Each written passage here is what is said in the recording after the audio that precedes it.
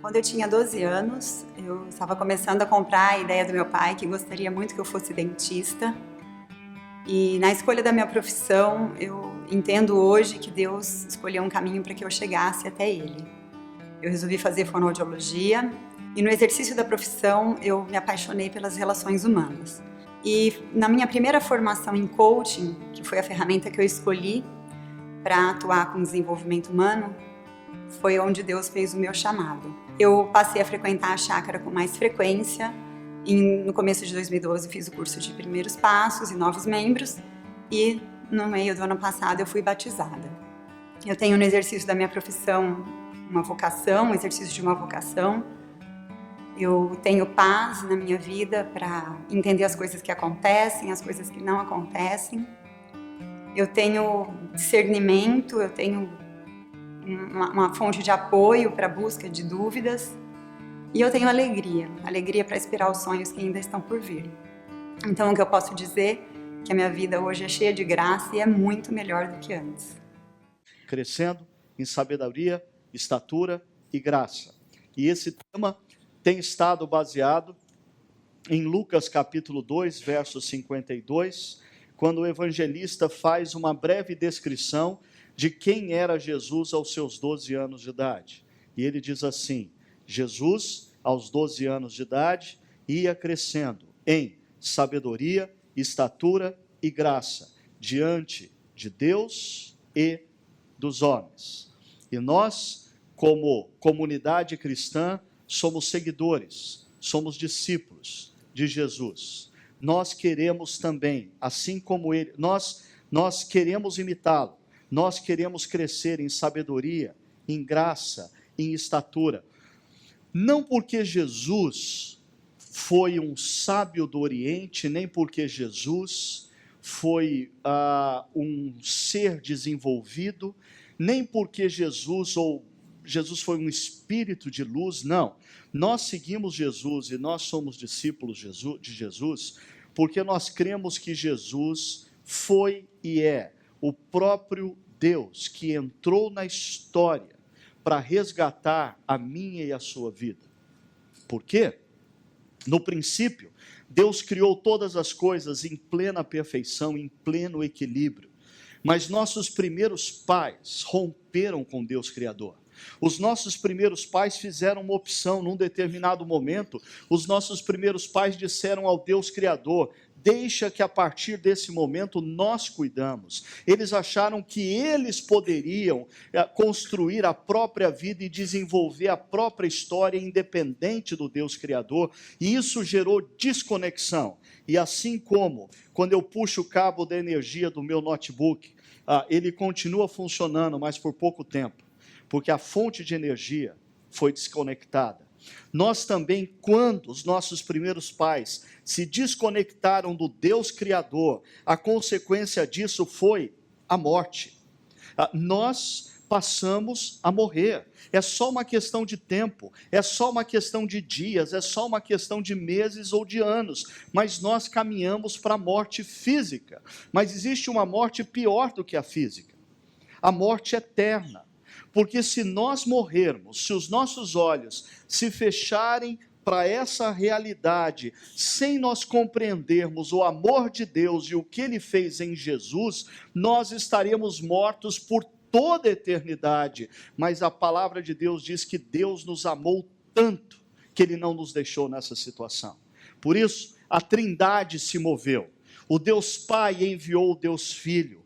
O Deus Espírito concebeu o Deus Filho no ventre de uma mulher, para que Jesus fosse o Filho de Deus encarnado, mas totalmente homem, sujeito a todas as provações e todas as tentações que os nossos primeiros pais tiveram. Só que ele resistiu, ele teve todas as provações e todas as tentações, mas ele se manteve puro, santo, sem pecado, conectado com Deus Criador. Em outras palavras, Jesus é o Adão que deu certo. Jesus é o Adão que deu certo. Mas por ser o Adão que deu certo, Jesus não mereceria a morte. Mas o que ele fez? Ele, não merecendo a morte, ele resolveu colocar sobre ele a nossa morte. Ele decidiu viver a nossa morte naquela cruz. E naquela cruz, o Deus Criador colocou sobre o Deus Filho todos os nossos pecados, passados, presentes e futuros. Ele estava pagando a nossa dívida para que nós pudéssemos nos reconectar com Deus Criador. E aquele que crê que Jesus é quem ele disse ser, o Deus encarnado, e aquele que confia plenamente que o que Jesus Cristo fez naquela cruz foi totalmente suficiente, é reconectado com Deus Criador, e mesmo que os seus olhos se fechem para essa realidade, os seus olhos vão se abrir para a eternidade com o Pai Celeste, para uma vida plena e íntima com Deus Trino, Pai, Filho e Espírito Santo. É por isso que nós seguimos a Jesus. Nós não seguimos a Jesus porque ele é sábio, ou porque ele é um espírito de luz, ou porque ele é um anjo evoluído, ou porque ele é um extraterrestre. Nós seguimos Jesus porque ele é o próprio Deus Criador, que entrou na história e com seu amor nos comprou. Agora nós precisamos apenas nos render e nos entregar a essa caminhada, porque vale a pena segui-lo. Por isso a gente tem se perguntado, ao longo dos últimos anos, temos nos tornado mais parecidos com Jesus? Como indivíduos, nós temos nos tornado mais parecidos com Jesus. A maneira como eu trato as pessoas hoje é mais parecida com Jesus do que a maneira como eu tratava as mesmas pessoas há 1, 2 anos atrás. A maneira como eu me relaciono com os meus filhos e com a minha esposa é mais parecida com Jesus do que era há 5 anos atrás. A maneira como eu lido com o meu dinheiro hoje é mais parecida com a maneira como Jesus lidaria do que da maneira como eu lidava 10 anos atrás. Mas isso tem uma dimensão comunitária, porque a igreja, diz a palavra, ela é o corpo de Cristo. Jesus é o cabeça, a igreja é o corpo. A cidade, quando olha para a igreja, pode não enxergar o cabeça, mas enxerga o corpo do cabeça, a igreja. E a cidade deve ver numa comunidade cristã reflexos, deve ver numa comunidade cristã nas suas atitudes, nos seus pensamentos, nas suas posturas sociais, políticas, econômicas, a expressão de Cristo. Assim, nós começamos semana passada a falar sobre aquela palavrinha estatura, e a palavra grega ali usada por Lucas é reliquia. Essa palavra reliquia, ela tanto se refere a tamanho físico.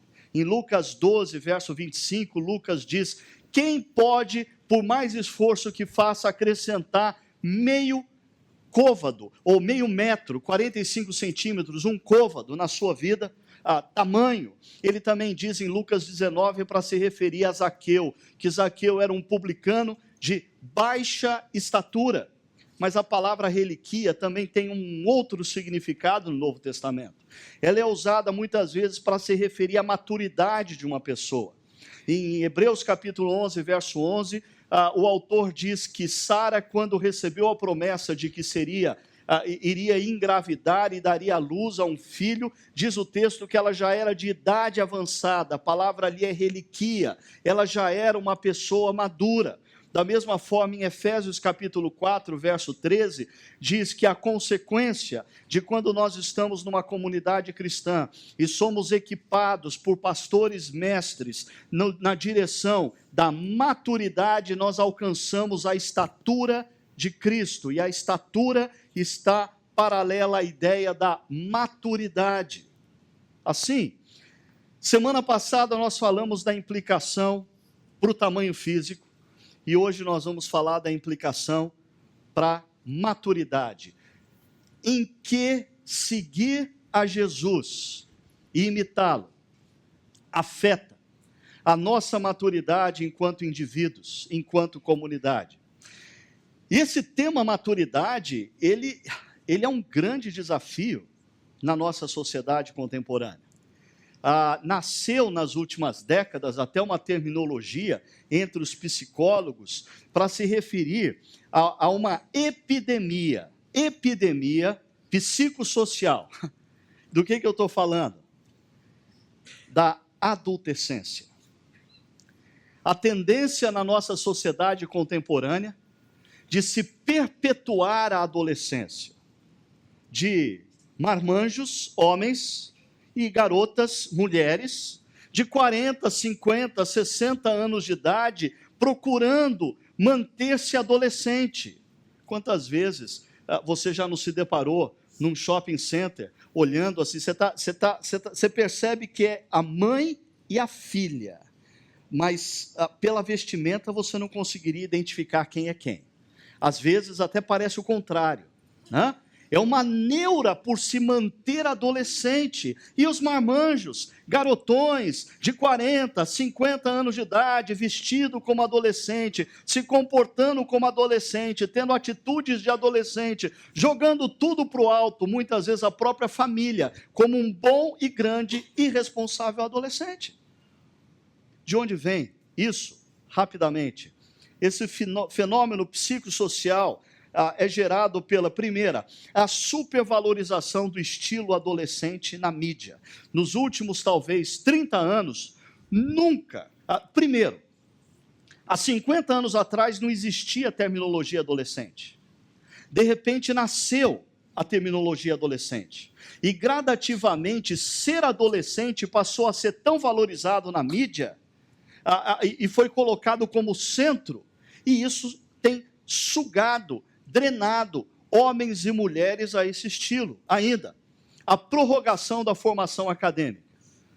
Enquanto não existia a necessidade de alguém se formar academicamente para ser um profissional, homens e mulheres entravam cedo no mercado de trabalho. Com 12, 13, 14 anos de idade já estavam trabalhando. De repente começou a vir as demandas acadêmicas e pessoas começaram a entrar no mercado de trabalho com 22, 23 anos, depois da faculdade. Agora, quando você anda pelos cantos da Unicamp, a nossa universidade aqui, você vê gente de 30, 35 anos de idade que nunca trabalhou na vida. Mas eles estão se preparando para o mercado de trabalho. Uma outra coisa que eu sei que é polêmica, mas eu vou colocar. Eu acho que tem contribuído para esse fenômeno psicossocial a iniciação sexual precoce.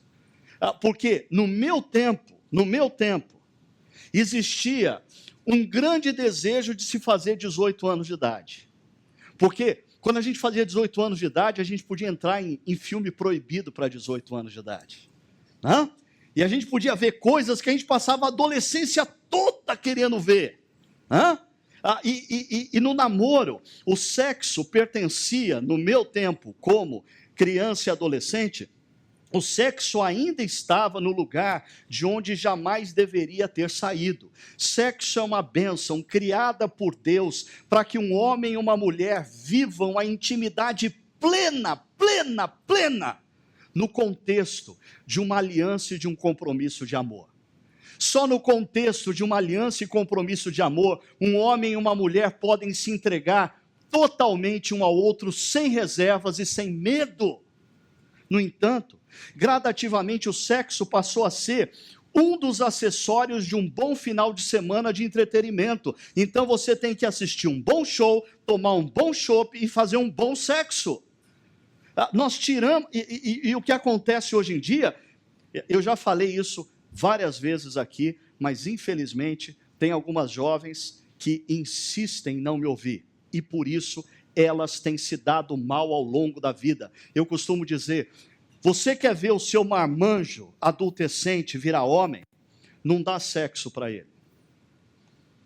Diz para ele, sexo é uma bênção de Deus para a gente viver a sua plenitude no tempo e no lugar certo, no casamento. E você vai ver esse marmanjo virando homem. Porque quando eu era jovem e eu queria sexo, isso faz parte da natureza humana, não existe problema nenhum, não existe pecado nenhum em um homem desejar ter sexo com uma mulher, ou uma mulher querer ter sexo com um homem. O grande problema na minha fase é que para eu ter sexo eu precisava crescer, trabalhar, poder pagar as contas e casar. Hoje em dia o que acontece? Você quer ver um cara ficar marmanjo pro resto da vida? Continua dando sexo para ele. Eu sei, é polêmico, mas pense sobre isso, e eu acho que algumas de vocês, ao longo da vida, já ouviram eu dizendo isso. E talvez esteja na hora de você reconsiderar, porque as coisas não têm dado certo da maneira como você pensa. Quarto, postura dos pais na criação dos filhos. A postura dos pais na criação dos filhos também propaga esse processo de adolescência. Por quê? A nossa geração de pais, talvez muito bem intencionados, ou muito bem intencionada, criou uma máxima: eu não quero que os meus filhos passem pelo que eu passei. E aí a gente fica protegendo os filhos de todo e qualquer nível de frustração. E o que acontece quando eles entram no mercado de trabalho, eles acham que o chefe tem que fazer tudo o que eles querem. Eles acham que o chefe tem que cuidar deles e cortar o pãozinho e passar a manteiga na hora do cafezinho da empresa. Por quê? Foi assim que eles foram criados. E muitas vezes eles adentram nos seus 30 anos de idade, morando com o papai e mamãe, dando a roupinha para a mamãe, lavar e passar, esperando que a mamãe leve o todinho na cama com pãozinho partidinho e manteiguinha. Para com isso. Então, a palavra de hoje, ela tem um foco. A gente vai conversar sobre maturidade espiritual. No entanto, não tem como você pensar em maturidade espiritual sem você conceber que a estrutura física e emocional de uma pessoa se desenvolve na direção da maturidade. Por exemplo, talvez algumas aqui estejam se questionando: ai, meu Deus, e se eu casei com um adolescente? Eu descobri uma das formas de você descobrir se seu marido é adolescente ou não. Quando ele estiver dormindo, perceba como ele deita e dorme.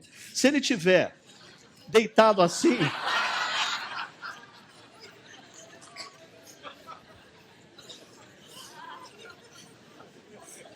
pode esquecer. Você está com um problema seríssimo. Ligue para 3254-4500, peça pelo Oasis, ok? A gente vai tentar ajudar você. Mas qual que é o problema do adolescente? Algumas características. Primeiro, não assume ou não persiste nos compromissos. Segundo, não suporta pressão ou adversidades. Essa semana mesmo eu conversava com um amigo que está enfrentando uma grande luta no seu casamento, caminhando para o divórcio, e a única palavra que eu tenho para descrever o problema central deles é: a sua esposa, apesar dos seus 20 e tantos anos, quase 30, ainda está vivendo a plenitude da adolescência. Quando alguma coisa dá errado em casa e quando eles não conseguem se entender o que ela faz, liga para a mamãe. Se ele disser não para ela, ela liga para a mamãe e diz: mamãe, vem me buscar, por favor. Para com isso. Ainda, adolescentes, eles são caracterizados por serem movidos pelas emoções e vontades. Eles vivem em constante instabilidade, porque eles só fazem o que eles estão afim. 4, foco em si mesmo.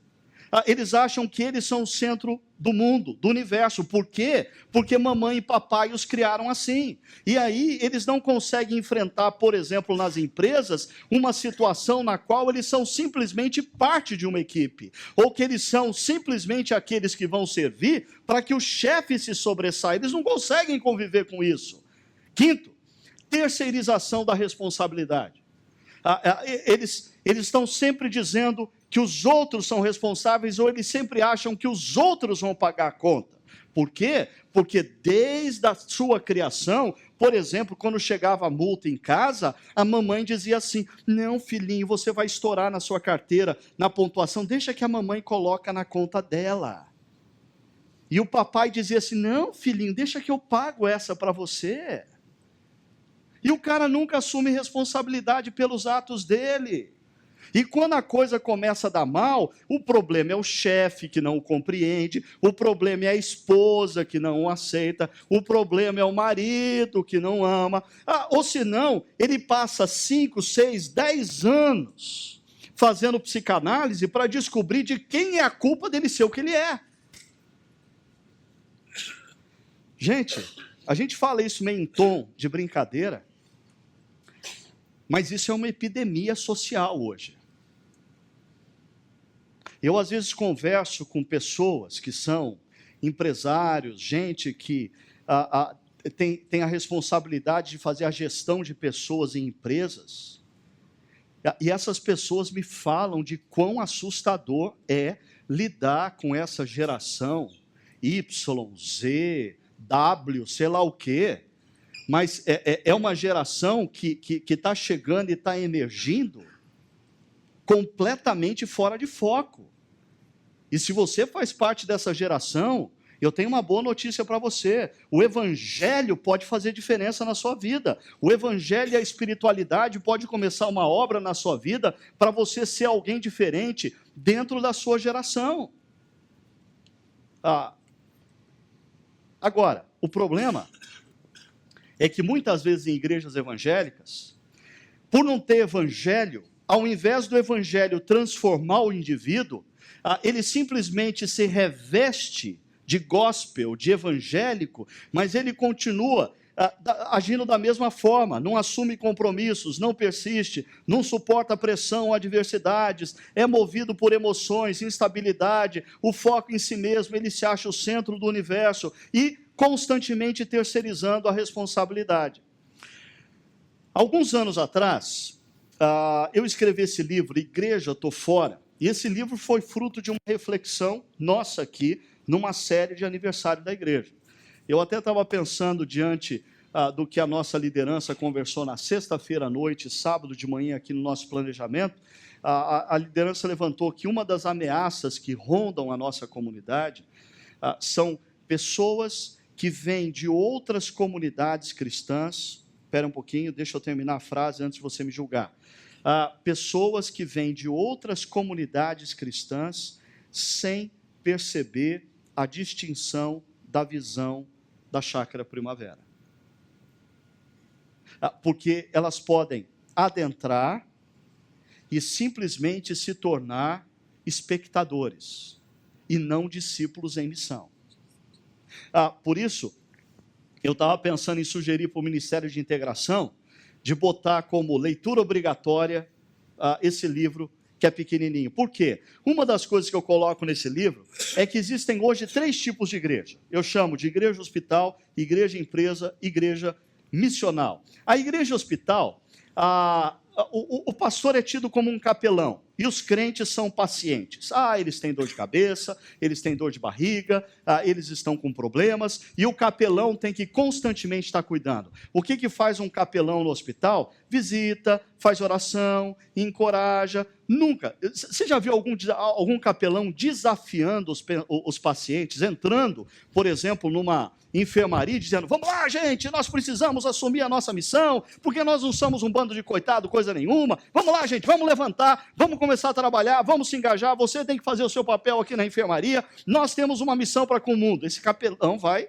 ser mandado embora, porque o papel do capelão é entrar, chegar, falar manso, fazer uma oração, passar a mão na cabeça do jeito, falar: tadinho de você, tadinho, tadinho. E assim vivem algumas igrejas. É claro, nas últimas décadas surgiu um outro modelo de igreja, uma igreja mais visionária, uma igreja mais moderna, uma igreja mais conectada à cultura do mundo corporativo, e nessa igreja o pastor é uma espécie de empresário visionário, né? Ele tem qualidades, ele tem visão, ele articula bem a visão, ele consegue mobilizar as pessoas, e os crentes formam um bando de consumidores. Eles vêm para consumir, eles vêm para consumir liturgia, eles vêm para consumir sermão, eles vêm para consumir serviços, e a igreja se transforma num balcão de prestação de serviços religiosos. O problema é que esses 2 modelos geram pessoas imaturas. O primeiro gera pessoas dependentes, o segundo gera ou incentiva o egocentrismo na vida das pessoas, porque o consumidor, ele é altamente egocêntrico. O consumidor senta numa mesa de restaurante e ele acha que o garçom tem que viver para ele.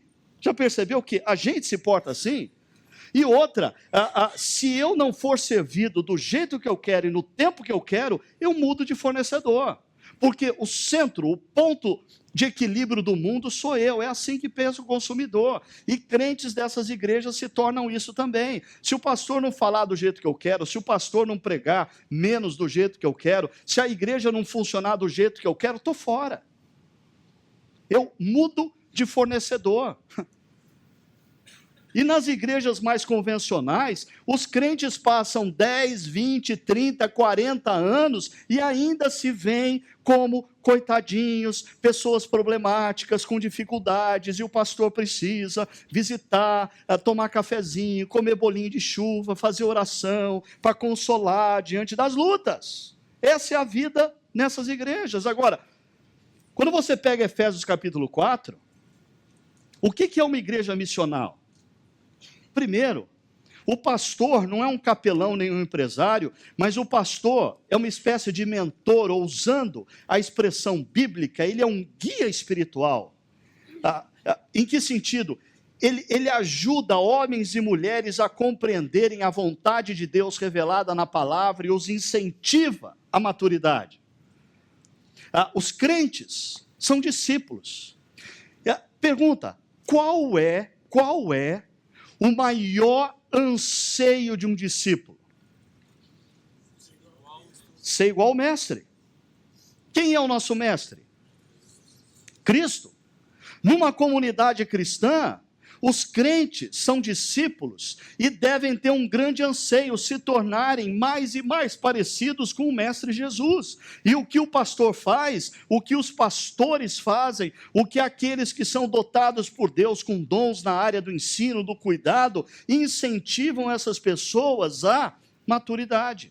E se você pegar Efésios capítulo 4, você vai ver que um sinal ou dois sinais da maturidade é que a pessoa se engaja no serviço, ou seja, a vida deixa de ser foco autocentrada para ser outro-centrada, né? E missão, se engajam na missão.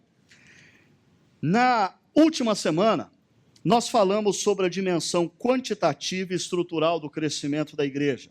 E eu disse para vocês que nessa semana nós iríamos falar da dimensão qualitativa e missional da igreja. E tanto a dimensão qualitativa como a dimensão missional, elas estão estreitamente vinculadas à maturidade. Por quê? Quando numa comunidade cristã homens e mulheres crescem em maturidade, eles se tornam mais parecidos com Jesus no seu caráter, na sua postura, na sua maneira de ser. Em outras palavras, a igreja ganha qualidade. Mas na medida em que um empresário, um professor universitário, um médico da rede pública, um atendente do banco, um faxineiro, um operário, na medida em que essas pessoas se rendem ao amor de Deus, crescem na imagem de Jesus e se tornam mais parecidos com Jesus, no seu caráter, na sua postura, no seu dia a dia, isso começa a influenciar a cidade e gradativamente começa a mexer com as estruturas de uma cidade, mexe com as estruturas políticas de uma cidade, econômicas de uma cidade, com as estruturas culturais de uma cidade, com os hábitos de uma cidade.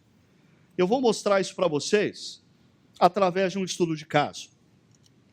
Desde a semana passada eu falei, a gente vai percorrer o livro de Atos dos Apóstolos. E nós percorremos em alguns trechos, mostrando como uma comunidade cristã comprometida em se tornar parecida com Jesus, ela cresce em quantidade e ela precisa redimensionar suas estruturas. Hoje, para mostrar para vocês como uma comunidade cristã, numa cidade, cresce em qualidade e no seu aspecto missional, eu quero pegar um estudo de caso. O estudo de caso da cidade de Éfeso. E, para tanto, eu vou ler alguns textos, alguns trechos de Atos 19 e Atos 20. Depois, a lição de casa é você, durante a semana, ler com mais profundidade Atos 19, Atos 20, conferir lá se de fato o que eu disse aqui é bíblico ou se foi invenção da minha cabeça, tá bom? Vamos lá. Como começa a história da cidade de Éfeso e sua relação com o apóstolo Paulo? Diz Atos capítulo 19, verso 1. Enquanto Apolo estava em Corinto, região da Grécia, Paulo, atravessando as regiões altas, chegou a Éfeso, hoje, atualmente, Turquia. E o que Paulo faz na cidade de Éfeso? Ele encontra, primeiramente, um grupo de discípulos, que não, eles eram discípulos, mas eles não tinham a plena compreensão do evangelho e da obra de Jesus. E ele passa a ensinar esses discípulos. E ele vai para a sinagoga, e na sinagoga ele anuncia o evangelho.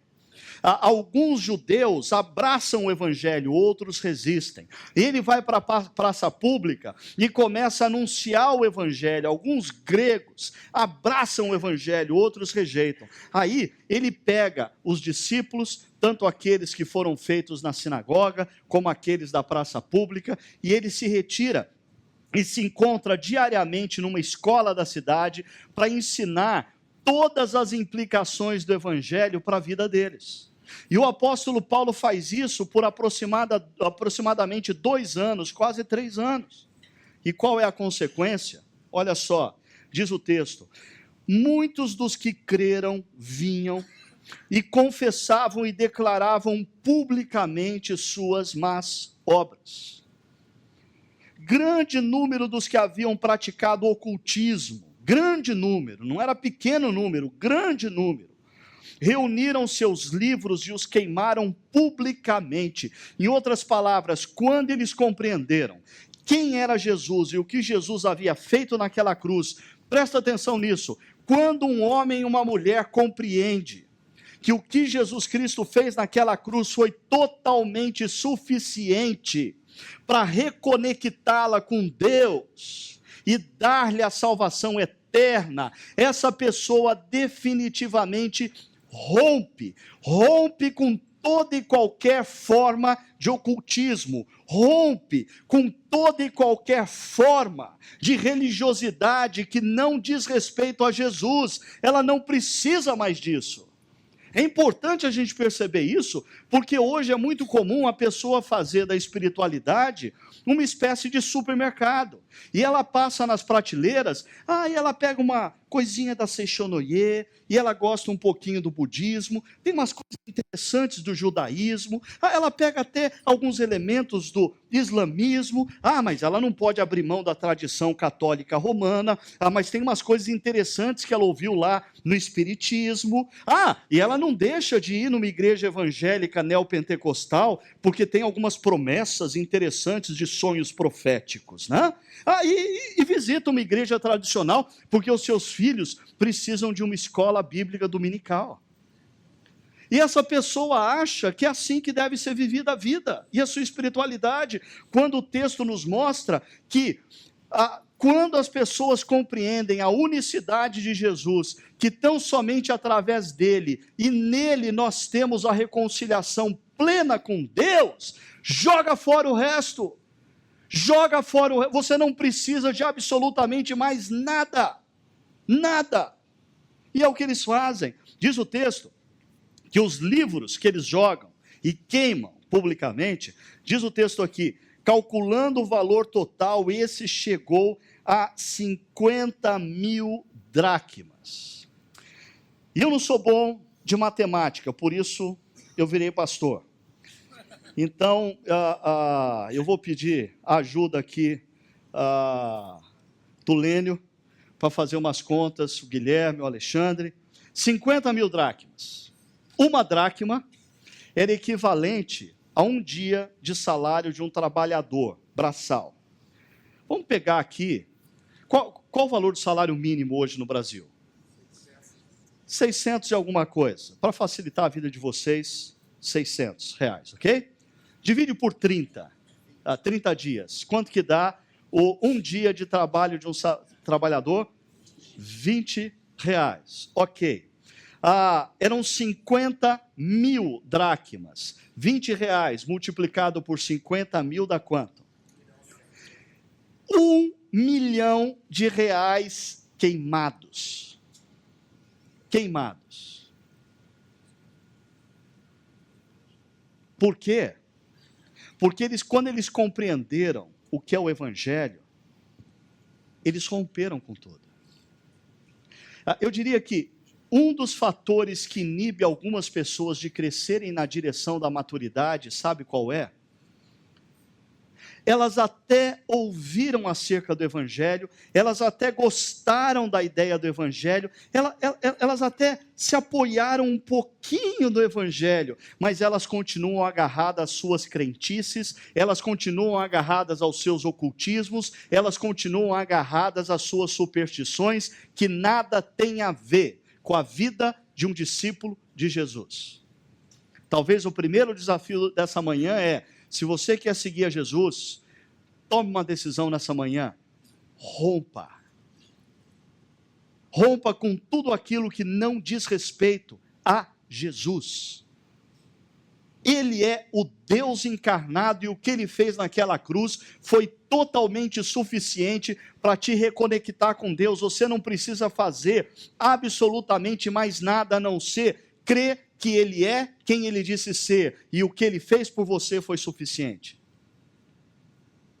Verso 20 do texto diz: dessa maneira, a palavra do Senhor muito se difundia e se fortalecia. Deixa eu mostrar para vocês como esses dois verbos têm movimentos diferentes. Se difundia, tem um movimento lateral, se espalhava. O evangelho se espalhava na cidade de Éfeso. Se você ler depois, capítulo 19 e 20, você vai ver que o evangelho não se espalhava só na cidade, mas por toda a região da Ásia Menor, através do que estava acontecendo em Éfeso. Agora, o verbo se fortalecia tem um outro sentido. Tem o sentido de criar raízes profundas, fincar raízes e, consequentemente, gerar frutos transformadores. A cidade de Éfeso começa a experimentar uma grande loucura. Na medida em que homens e mulheres se rendem ao Evangelho de todo o coração e com toda a sua mente, as suas práticas começam a mudar. Coisas que eles faziam antes, eles não fazem mais. Coisas que eles praticavam, eles não praticam mais. E isso começa a afetar a cultura da cidade. Isso começa a afetar a economia da cidade. Isso começa a afetar a política da cidade. É uma verdadeira loucura o que acontece. A ponto de, olha só, Éfeso era grandemente conhecida por causa do templo que tinha ali de uma deusa grega chamada Ártemis, também conhecida como Diana. A Ártemis era a deusa da fertilidade. E parte do culto de Ártemis consistia em grandes rituais sexuais, aonde centenas de prostitutas cultuais se envolviam com os adoradores, formando grandes orgias. Isso atraía multidões. Os hotéis de Éfeso viviam lotados por causa dos cultos a Ártemis. Os restaurantes de Éfeso viviam lotados por causa dos cultos de Ártemis. Os motoristas de minivan, os taxistas viviam grandemente porque eles pegavam as pessoas no aeroporto de Éfeso e no porto de Éfeso para levar para o culto de Ártemis. A economia e a política da cidade dependia desse culto. E tinha um grupo que havia enriquecido grandemente e investia nos condomínios de alto padrão na cidade com o dinheiro que eles haviam feito. E eles fizeram muito dinheiro, sabe como? Vendendo estatuetas de Ártemis, estatuetas de prata. E quando o evangelho começa a mudar a cidade, um dos líderes sindicais desses fazedores de estátua faz uma reunião no sindicato e olha o que ele diz: a coisa está ficando séria. não somente há o perigo da nossa profissão, a nossa profissão vai desaparecer. Vocês acordaram o que está acontecendo? Esse evangelho que esse tal de Paulo está pregando e as pessoas estão se rendendo, vai gerar o fim da nossa profissão. Você já parou para pensar que se o evangelho se propagar na nossa cidade, entrar no coração e na mente das pessoas, algumas profissões vão deixar de existir? Alguns negócios vão entrar em decadência? Espero que não seja um dos seus. Olha só, ele diz: há perigo da nossa profissão perder sua reputação, mas também de o templo da grande deusa Ártemis cair em descrédito, e de que a própria deusa, adorada em toda a província da Ásia e em todo o mundo, ser destituída de sua majestade. Olha que coisa louca! Quando o evangelho é entendido e compreendido por homens e mulheres numa cidade, os deuses dessa cidade são destituídos. E isso afeta a economia, a política, a cultura de uma cidade.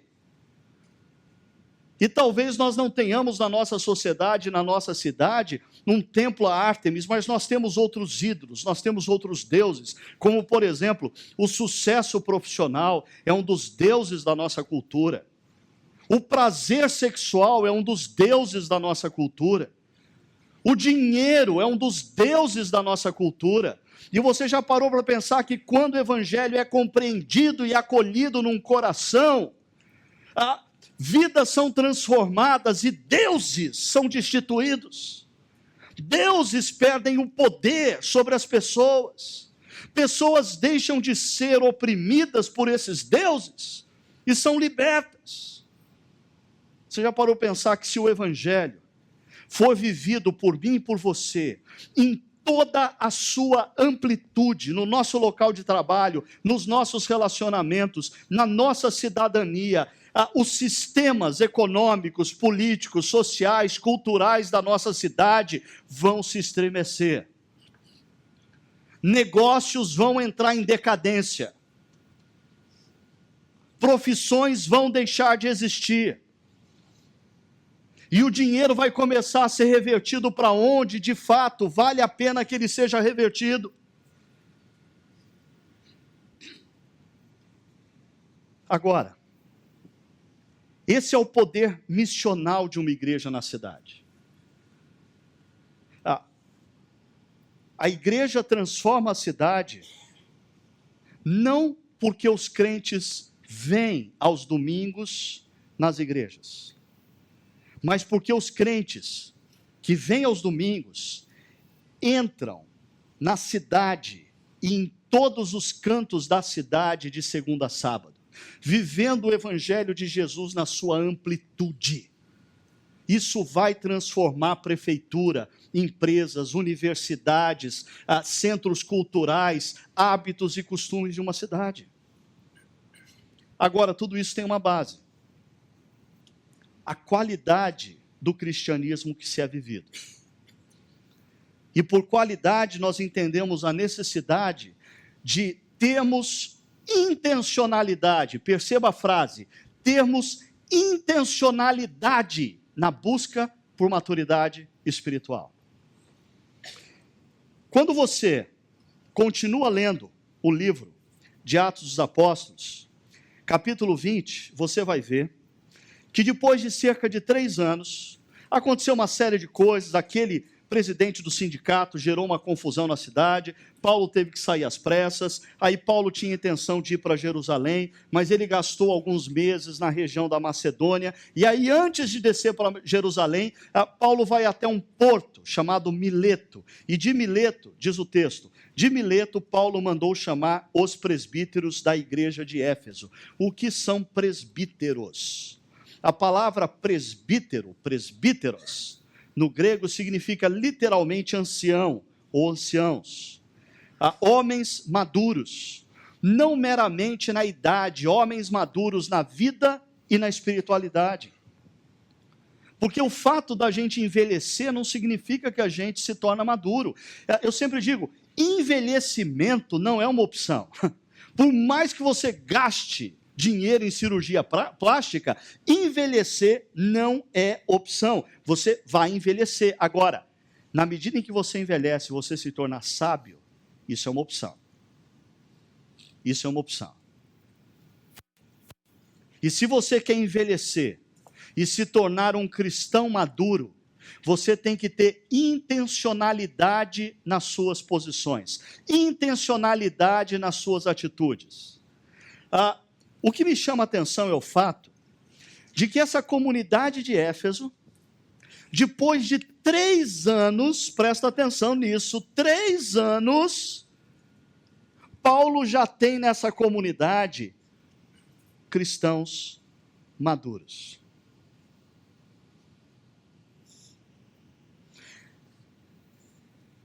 Quantos anos de espiritualidade cristã você tem?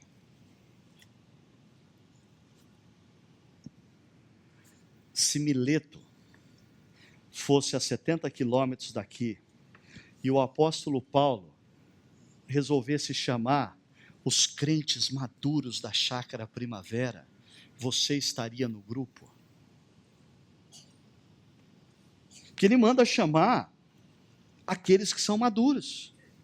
Qual foi o método de Paulo para tornar pessoas maduras? Possivelmente Paulo tinha um método genial, né? Para em tão pouco tempo fazer de homens e mulheres cristãos maduros. Qual é o método de Paulo? Verso 20, vocês sabem que não deixei de pregar-lhes, o termo aqui é anunciar publicamente, ligado a querigma, a pregação, nada que não fosse proveitoso, mas ensinei-lhes. E aqui o termo está associado a um ensino mais didático, mais preventivo, mais relacionado ao didaquê. Enquanto o primeiro verbo fala de pregação, o outro fala de ensino mais didático. Como isso acontecia? A pregação acontecia publicamente e o ensino mais didático de casa em casa. Sabe qual que era o método genial do apóstolo Paulo para fazer de homens e mulheres em 3 anos cristãos maduros? Ele se reunia com eles e pregava publicamente. E depois se reunia de casa em casa em grupos pequenos. Não é genial esse método? Talvez as igrejas precisem começar a fazer isso. Eu fico pensando, eu acho que, se nas nossas igrejas nós temos um excesso de adolescentes cristãos, primeiro, talvez seja decorrente da metodologia errada que as nossas igrejas estão usando. Mas em igrejas que fazem uso da metodologia bíblica e paulina, talvez esteja faltando, na vida dos próprios cristãos, consciência e intencionalidade. Consciência de que o propósito da caminhada cristã é sim que eu cresça em maturidade na direção da imagem de Cristo, e intencionalidade, eu vou tomar decisões na minha vida e na minha caminhada coerentes a quem quer se tornar maduro. Olha o conteúdo que Paulo ensinava de casa em casa e pregava publicamente. Ele diz: testifiquei tanto a judeus como a gregos que eles precisam converter-se a Deus. E essa conversão, redefinindo aqui o conceito, especialmente para aqueles que vêm de outras comunidades cristãs, que fazem uso desse termo conversão como um ato que aconteceu uma vez na sua vida, lá atrás, quando você compreendeu o Evangelho e se rendeu a ele. Não, a conversão é uma mudança constante das nossas mentes, abandonando os nossos paradigmas, os nossos conceitos, os nossos achismos e nos rendendo mais e mais aos conceitos de Deus, aos valores de Deus, à imagem de Jesus. Então nós precisamos constantemente estarmos nos convertendo a Deus, em arrependimento e confiança plena em Jesus. Aí Paulo fala, olha, e eu chamei vocês aqui em Mileto porque nós vamos viver um novo momento. Ele diz, agora, compelido pelo Espírito, estou indo para Jerusalém. sem saber o que me acontecerá ali. Mas quem já leu o livro de Atos dos Apóstolos sabe o que vai acontecer.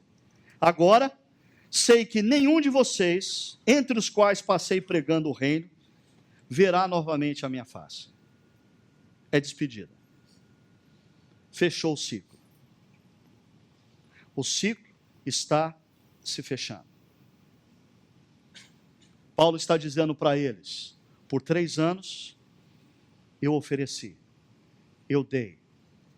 Agora, eu não vou estar mais com vocês.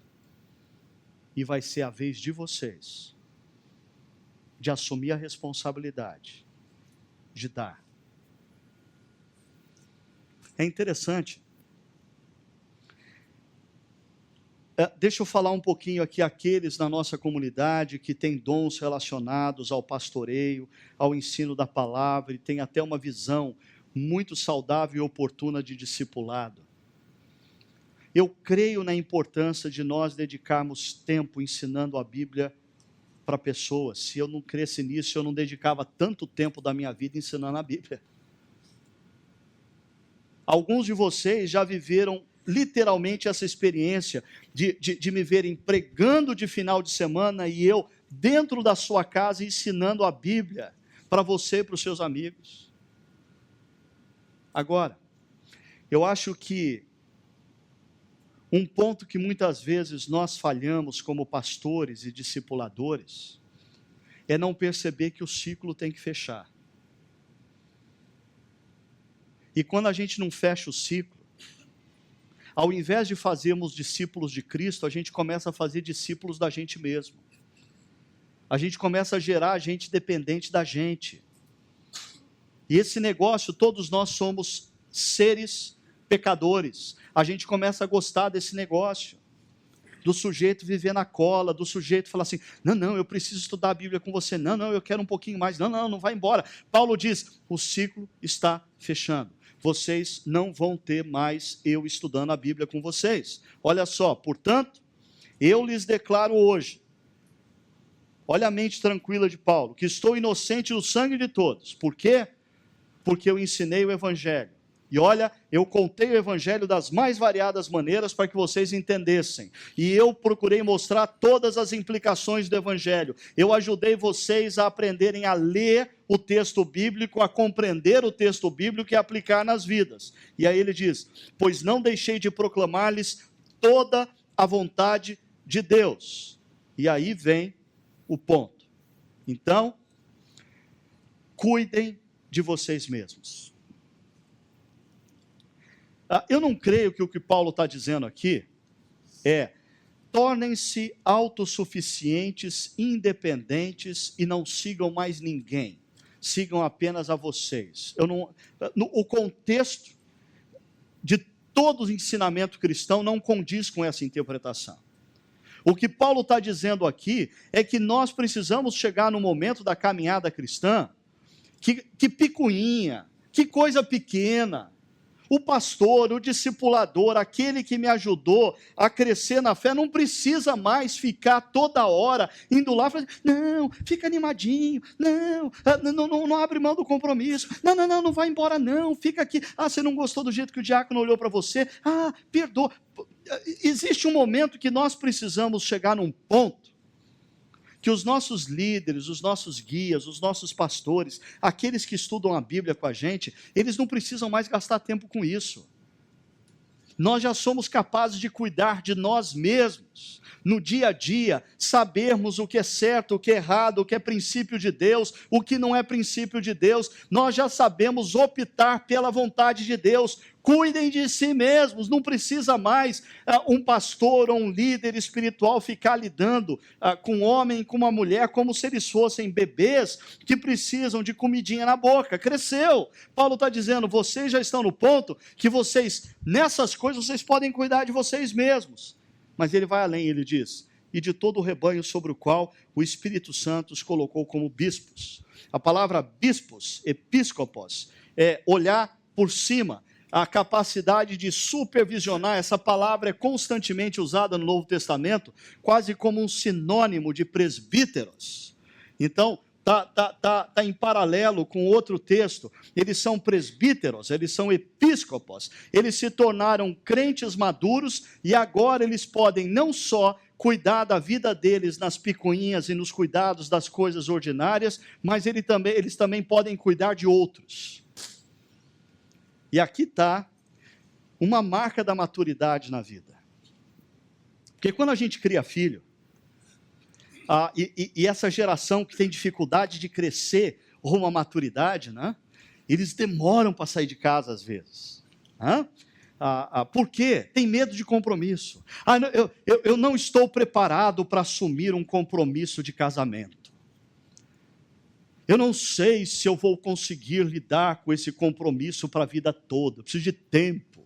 E o cara já está 40 e tantos anos e ele não sabe se está preparado para assumir esse compromisso. Aí, é uma geração que casa tarde, quando casa, não está preparado para ter filhos.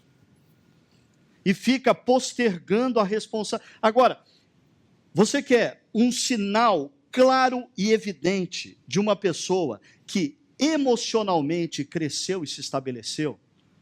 É uma pessoa que não tem medo de assumir compromissos e assume a responsabilidade sobre outros. No caso da constituição de uma família, filhos. No caso de uma pessoa solteira, é alguém, via de regra, engajado no cuidado de outros de outras formas. Mas uma pessoa madura é alguém resolvida nas questões básicas e aberta agora para ajudar outros. É o que Paulo fala aos episcopos, aos presbíteros de Éfeso, para pastorearem a igreja de Deus, sem nunca se esquecer que a igreja não é deles, é de Deus, porque quem comprou com o próprio sangue não foram eles, mas foi o próprio Deus. E ele diz: agora eu os entrego a Deus e a palavra da sua graça. Paulo está mais ou menos dizendo assim, eu ensinei para vocês como andar, eu ensinei para vocês como se alimentar, eu ensinei para vocês os parâmetros gerais das Escrituras, eu ensinei vocês a compreender e se render ao Evangelho. Agora, eu confio vocês a Deus e a palavra. Vocês vão continuar crescendo na graça de Deus e no estudo dessa palavra. Uma vez eu ouvi a história acerca da águia. E a águia, diferente de algumas mães, ela, quando tem os seus filhotes, chega um momento que ela quer que os filhotes voem e sigam a vida. E você já percebeu que a águia é um animal isolado. Os filhos não continuam vivendo numa clã. Então, quando o filhote aprende a voar, a águia perde o filhote, ele se vai. Então, a águia, ela pega o filhote num determinado momento e leva para um lugar bem alto, e quando chega nesse lugar alto, ela solta o filhote. E aí o filhote despenca, batendo a asa para tudo quanto é lado, tentando flutuar, tentando sobreviver.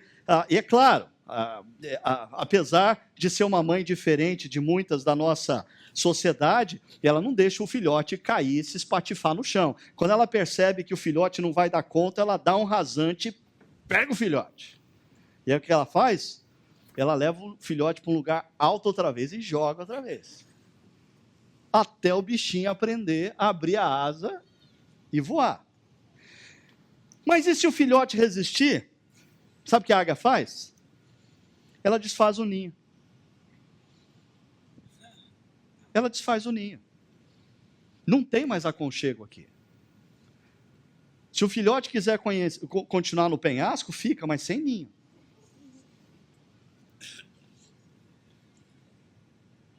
É isso que Paulo está fazendo com a igreja de Éfeso. Paulo está desfazendo o ninho.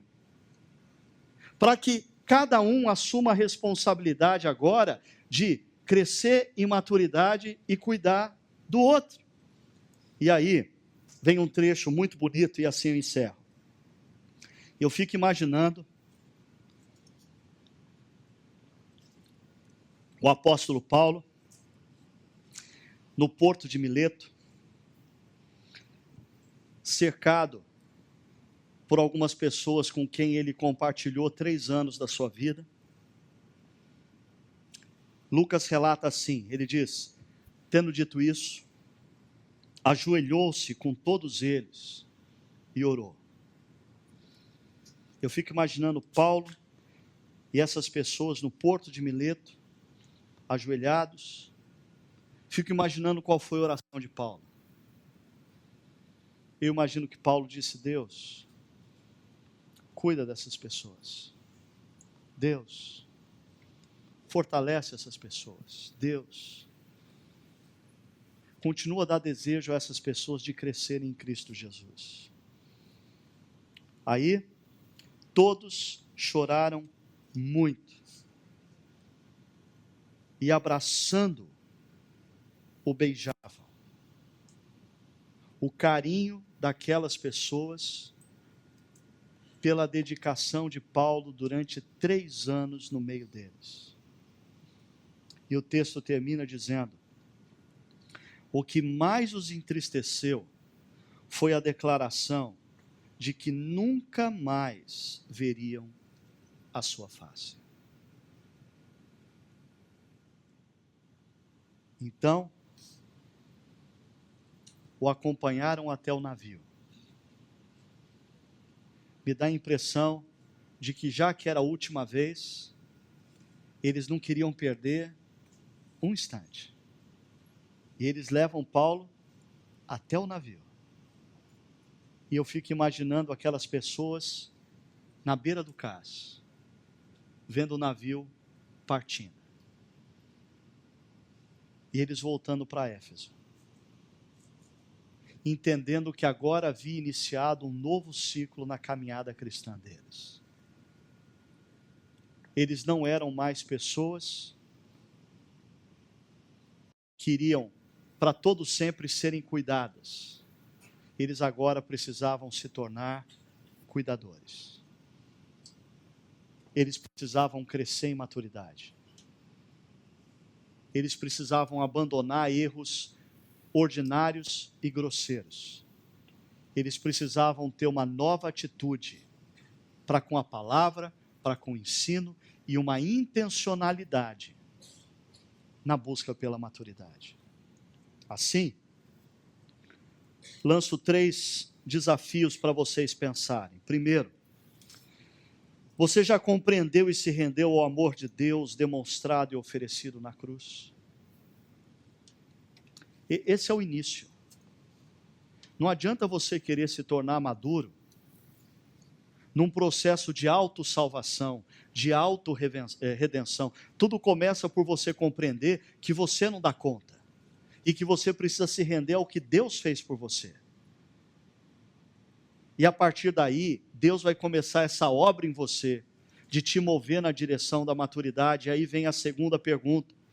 Você tem vivido o discipulado de Jesus com, perceba a palavra, intencionalidade na direção da maturidade? Você tem aproveitado as oportunidades que Deus tem te dado nos últimos anos para você efetivamente crescer de maneira intencional na direção da maturidade? Terceira e última questão.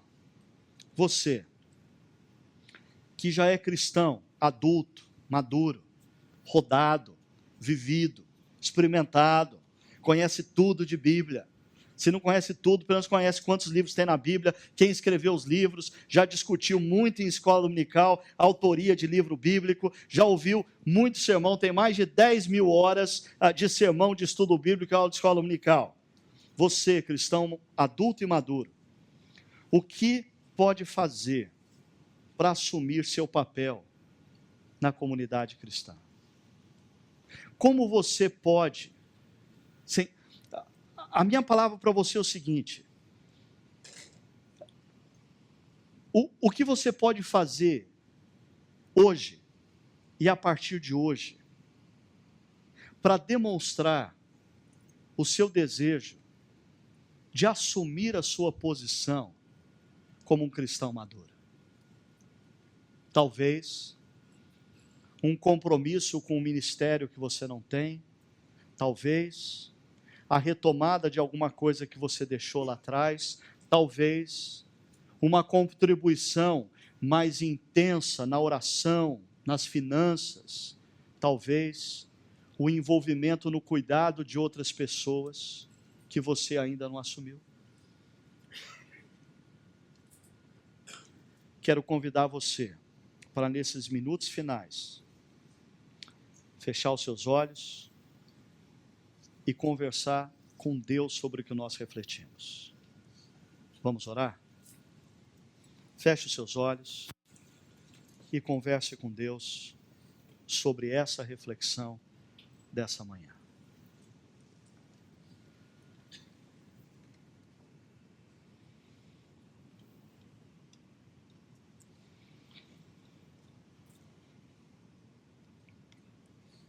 Talvez você,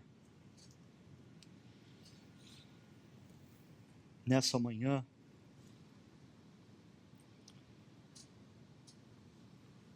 precise tomar uma decisão que ainda não tomou. De olhar para Jesus, reconhecer quem Ele é,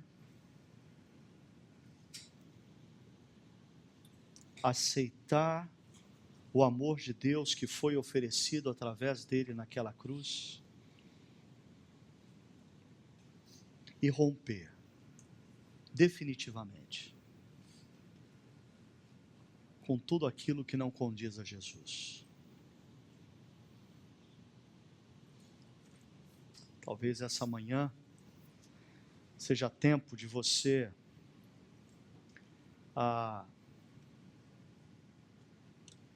tomar decisões para o seu crescimento ser intencional.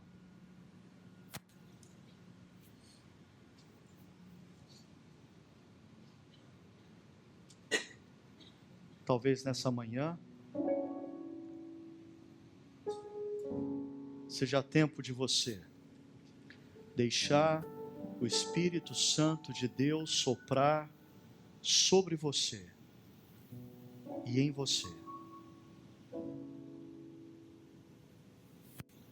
para que de pessoa cuidada você se torne cuidador. Você se sinta enviado, de pessoa abençoada, para ser agora fonte de bênção a outros.